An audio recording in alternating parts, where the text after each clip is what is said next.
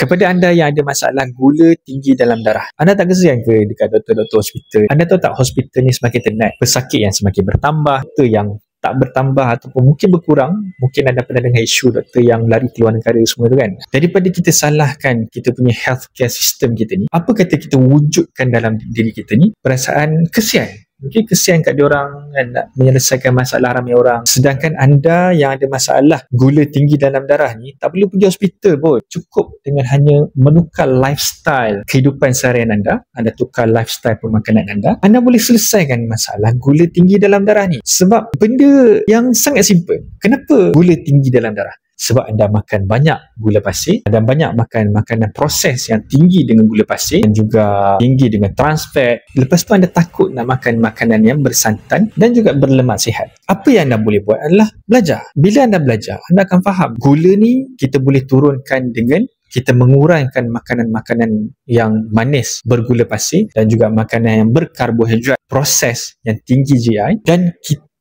makan makanan yang tinggi dengan lemak sihat. Sebab lemak sihat ni takkan bertukar menjadi lemak dalam badan anda. Makanan bersantan, berlemak sihat ni takkan membuatkan saluran darah anda tersumbat. Malah semua makanan berlemak sihat ni boleh bertukar menjadi tenaga di dalam badan anda. Walaupun anda kurang dapat tenaga daripada makanan berkarbohidrat, anda boleh dapat banyak tenaga daripada lemak. Sebab lemak akan bertukar menjadi ketones, jasad keton ataupun ketone bodies. Anda boleh search perkataan ni. Macam mana nak mula? Anda boleh mula dengan langkah yang paling simple sekali. Anda boleh download ebook free saya. Saya dah ceritakan macam mana nak turunkan berat badan. Tetapi cara menurunkan berat badan tu adalah sama standard dengan cara turunkan gula di dalam darah anda. Anda boleh mulakan dengan download ebook free saya tu. Free. Saya memang bagi free untuk anda mulakan langkah pertama.